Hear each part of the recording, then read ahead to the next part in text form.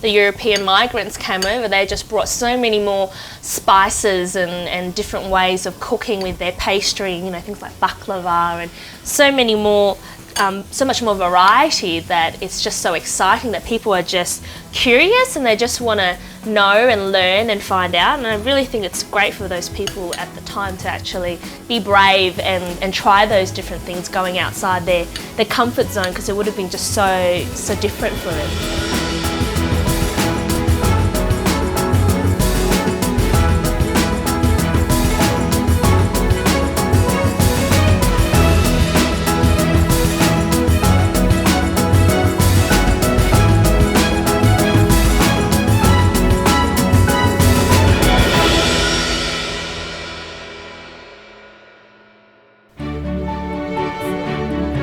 上周的婚姻无国界，我们处理了歧视这个麻烦的问题。这个星期，我们的4对跨文化夫妇会邀请我们到家里做客用餐。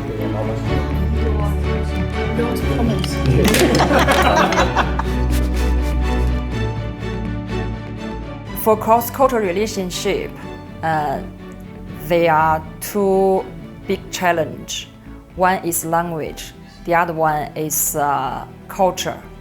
Among the culture, I think the food is the biggest challenge. Food is important to a relationship. You know, it's very easy to end up falling out if you like very different things. You're not prepared to compromise, and of course, some food's very special, related to your family and upbringing and some of the celebrations and festivals. So it's very important. 随着来自世界各地的移民在国民餐单上加入了各式选择，过去50年里，澳洲经历了一场烹饪革命。And I think if I had to go purely back to a Western diet, I'd almost be depriving myself.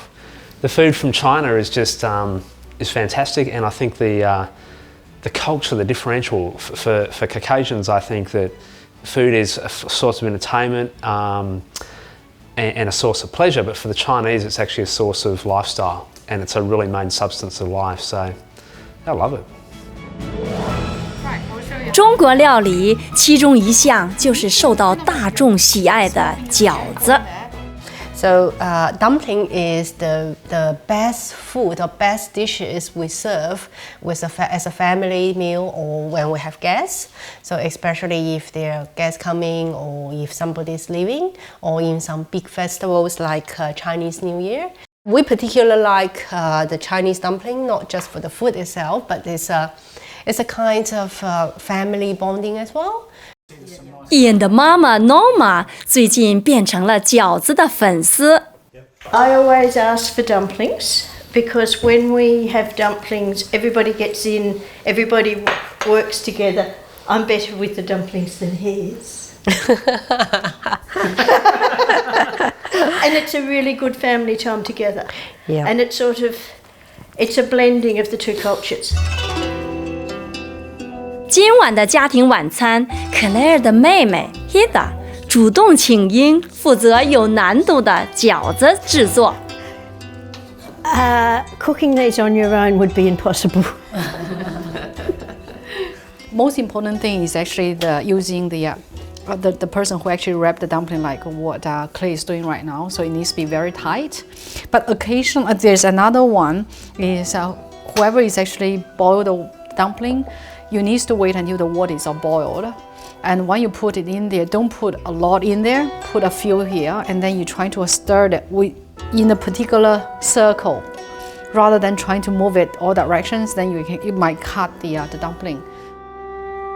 成功做好饺子的其中一个关键是知道它们什么时候变熟。And another way that you can try to test it is that you take one up and you use your fingers trying to hit on the dumpling. And if it doesn't really go up anymore, that means it's cooked. 同时 Dawn 正在准备饺子主题下她自己的其他菜式。This evening I'm going to cook 馄饨。Hundun is similar to dumpling. I think most people know dumpling. Hundun you eat with soup. Dumpling you eat itself without soup. So that's the mainly difference. Chinese cabbage, from my understanding, Chinese cabbage is